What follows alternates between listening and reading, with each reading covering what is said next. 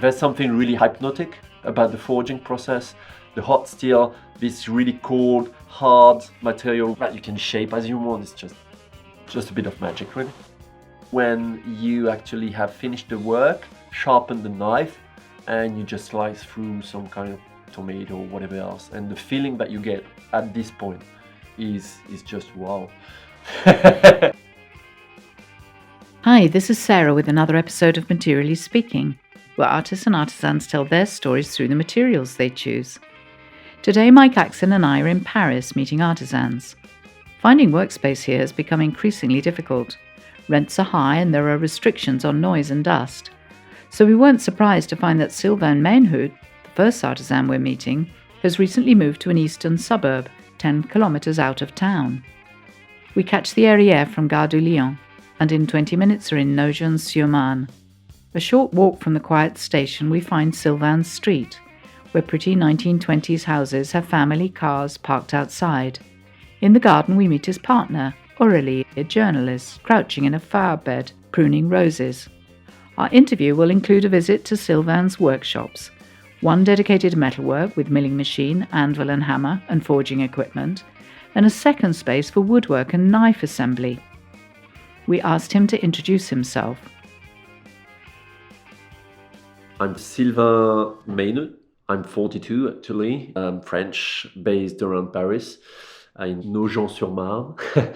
And I've been a knife maker, a professional knife maker for the past 5 years now. I had a first career in IT services, and I decided to move to craftsmanship a few years ago.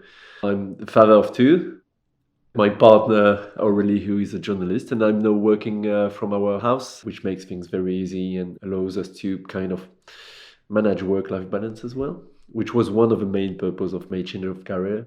And obviously working from home, which has been the case for the past 6 months now, or 9 months, since we moved into the house, gives a lot of flexibility. So the kids' school is at the end of the street, basically, like 5 minutes away. And if ever there's any urgency, I can just, stop my work and go there. Did you have the seeds of craftsmanship in your childhood or in your family? Actually, not at all. No, that was a weird thing. I come from the countryside in the north of France. My parents are from the generation where you used to do a lot of things yourself just because you just didn't necessarily have a lot of money. So they built a lot of stuff themselves in the house. So I've always seen my father do things with his hands, but not as a job, right? Just, because it needed to be done. What happened is, obviously, I'm from a generation where we've been pushed a bit to intellectual kind of careers, if possible, which I did.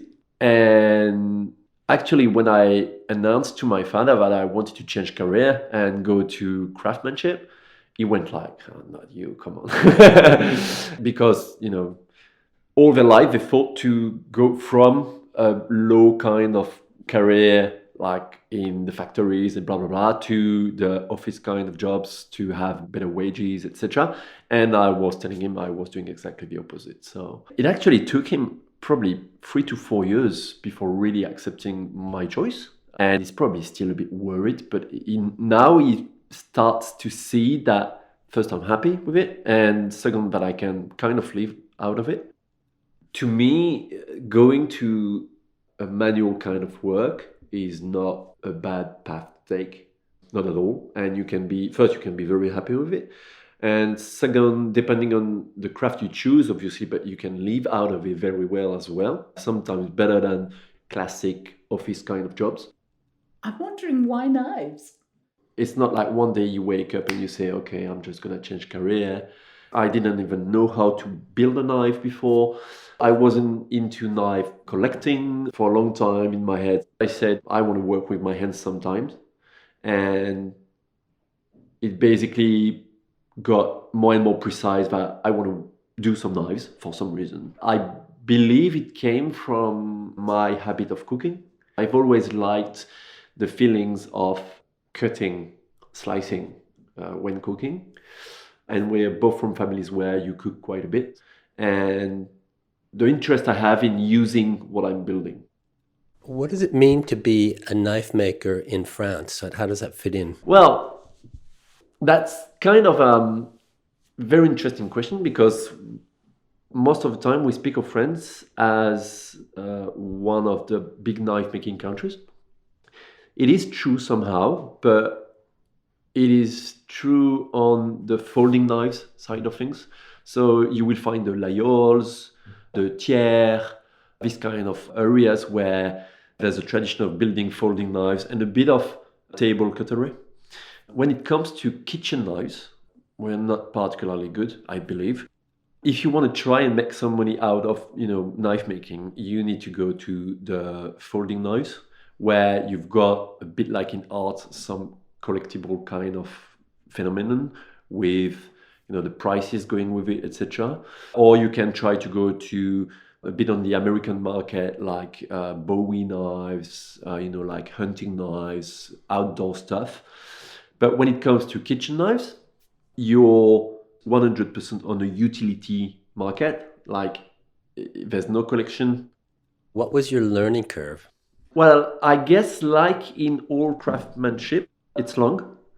When I decided to change career, I had this chance that I could get some finance for a training under certain conditions. So I found a 3-month intensive training in the south of France to learn the basics of forging and knife making. And then I came back here, went back to my previous job, because that was the deal, for a few months, which gave me the time to prepare the next steps. I said, for at least 1 year, I'm not going to sell anything, because I want to concentrate on, learning, building my own style as well. But first of all, learning. There's everything around. I mean, doing a nice looking knife is one thing. Takes a bit of time to practice and get the proper, gesture, etc. The first year was really like, kind of secret work in my workshop, doing a lot of knives, throwing them away, testing, etc. Then the second year was a bit of started to sell a few knives, but I wasn't 100% confident about my work. It's very difficult as well to get some feedbacks at some point. First, because the first persons you sell to are people you know. So it's not, 100% honest, I'd say. And then because it's a small community, knife making, especially for kitchen knives.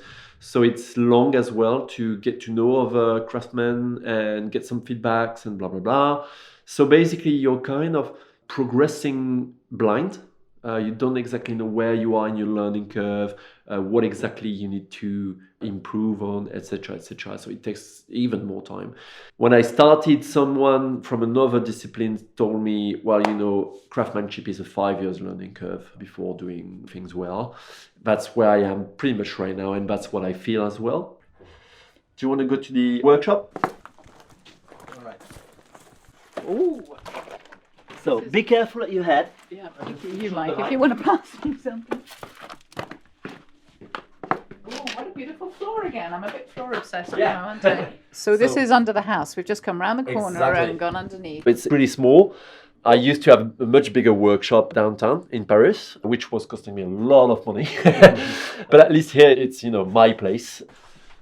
So this is one part of the workshop. This is the metalworking side of things.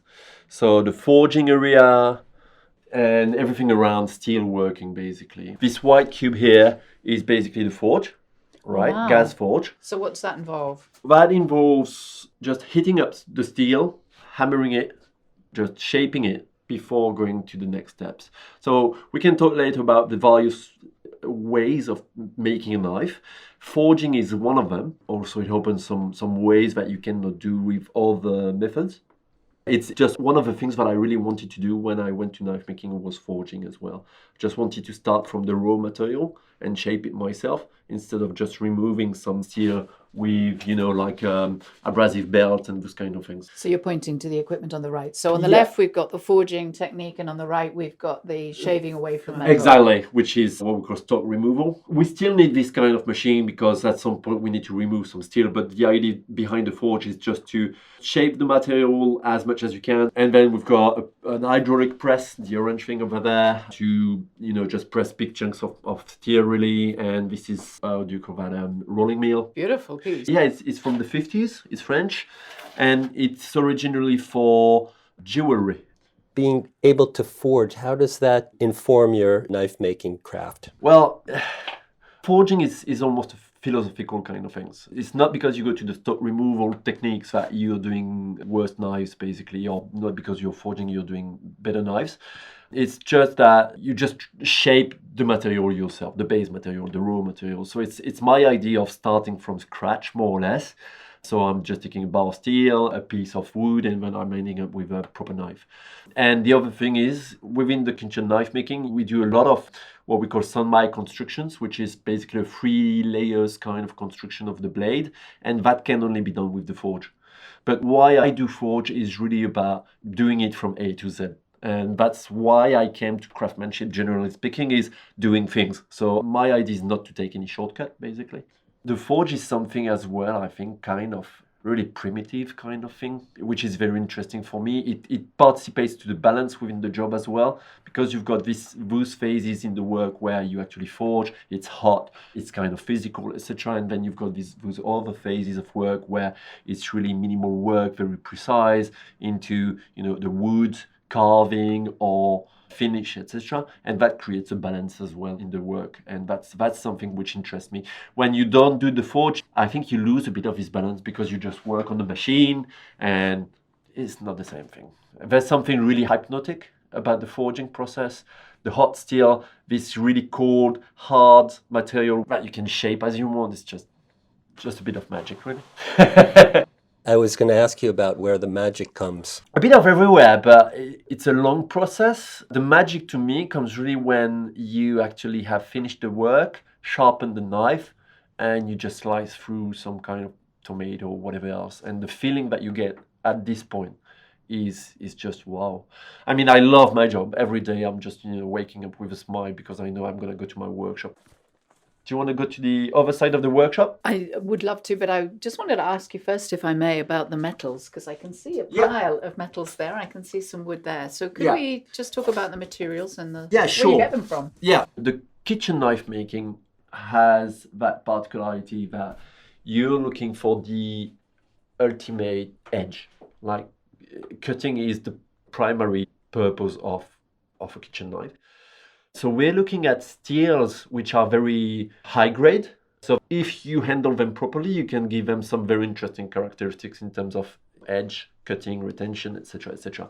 So I'm getting my steel from Germany because I've got a guy there who is a well-known guy within the knife making world, doing some knives himself. And also he's got this business where he actually creates some steels. There's a lot of steels which are really interesting for cooking, high carbon grade, etc., etc.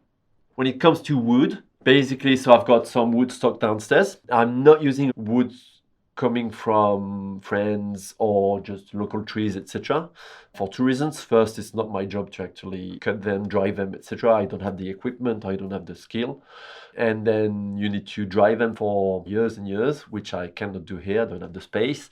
And the thing as well is that my customers tend to ask for exotic woods. So, which is a big area of thinking in my job as well. I'm very much environment aware, and that's one of the things that create a lot of thinking as how can we improve that. I would like to be a bit better on the environment side of things. Here is the former, how do you call that, coal room. And when we got into the house, there was still a bit of coal actually inside it. So I cleaned everything. And here's my room where I do the heat treating, which is a big part of the knife making to give technical characteristics, and the sharpening. So all the stones that you see there are Japanese whetstones to sharpen the knives. They're beautiful colours. What is a whetstone made of? Well, most of them are synthetic, factory made, and they're made out of, usually it's ceramic or corindon, but well, rather ceramic, and it's bounded with resin or cement, some kind of cement. I've got a few which are diamond based, and I've got one natural whetstone which comes from basically a career in Japan for fine finishing. You mentioned Japan, and I just wondered, is there an influence from Japan? Why I've got a Japanese influence in the shapes of the knives that I do is just because I find they're much easier to use. They're much more efficient on the cooking table, basically, than the French traditional shapes. The two countries, I guess, are Japan and Germany. So Germany, a bit of France as well, as I said earlier, for some brands around cooking. Germany is a big provider of kitchen knives. And in Japan, it comes down to this very Japanese cultural thing, which is perfection.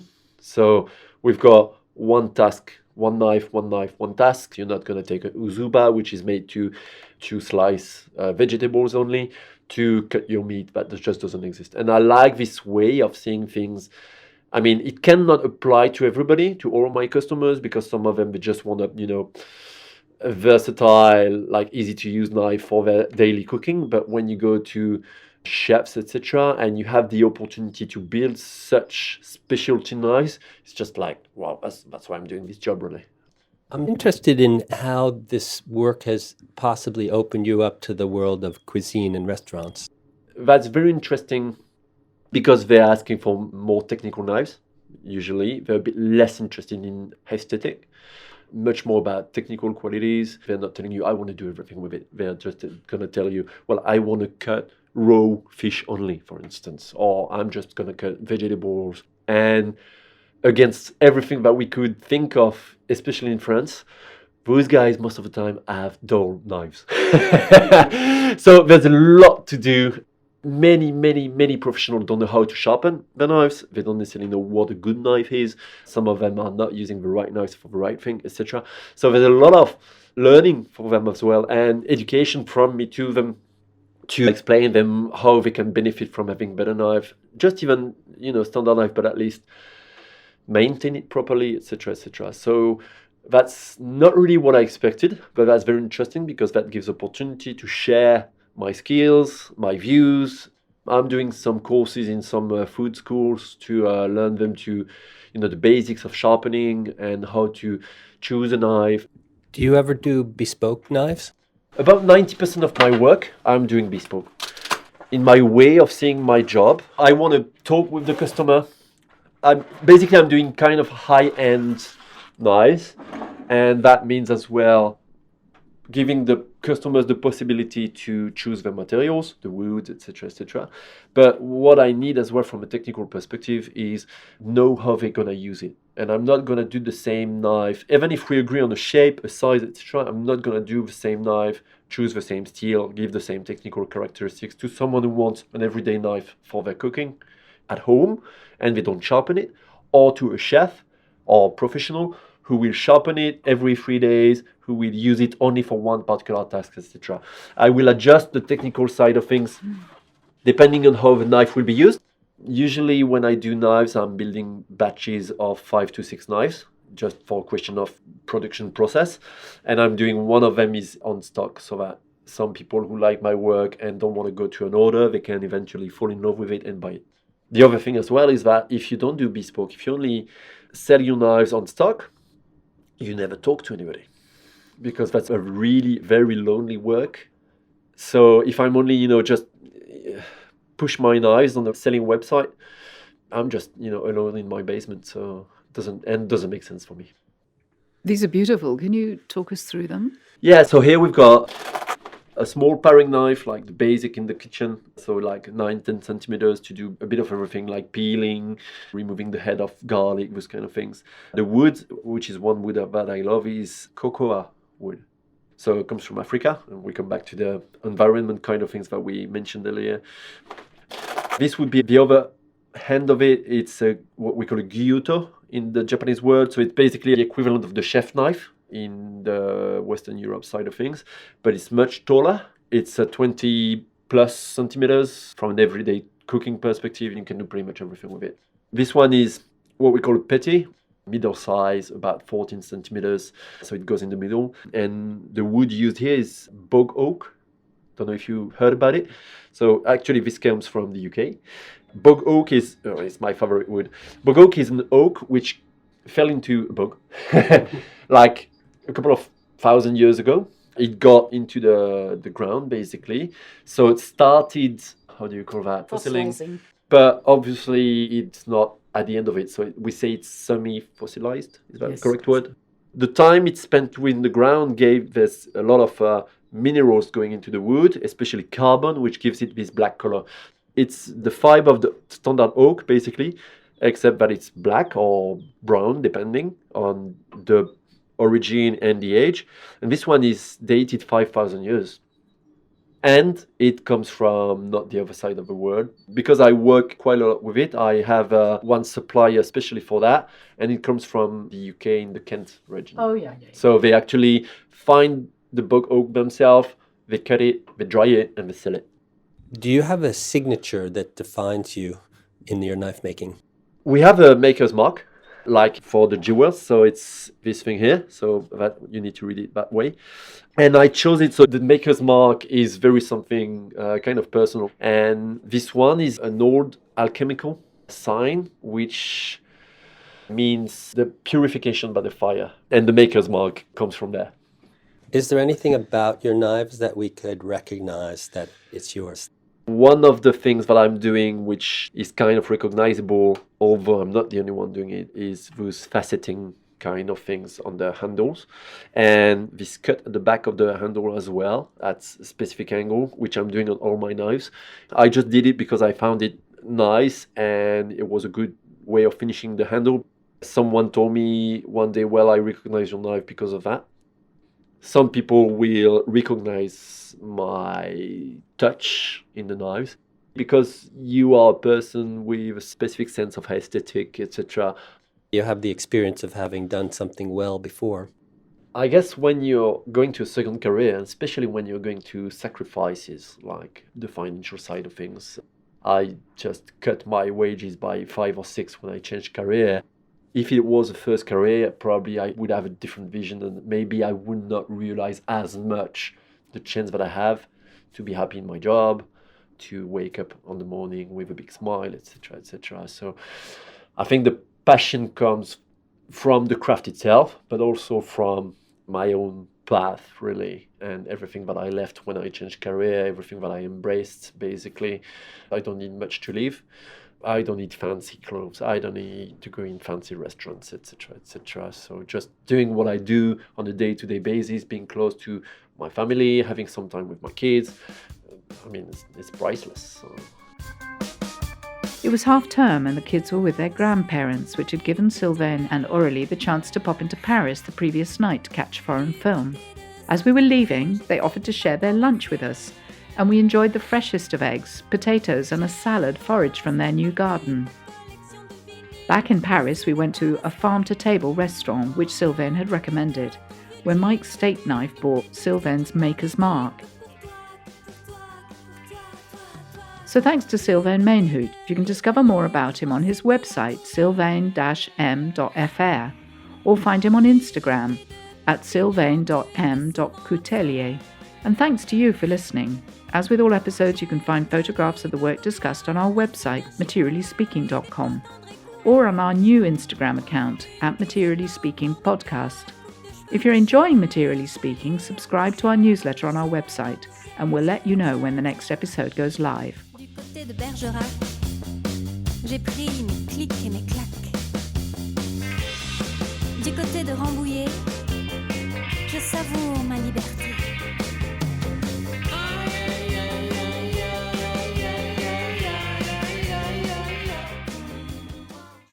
Wow.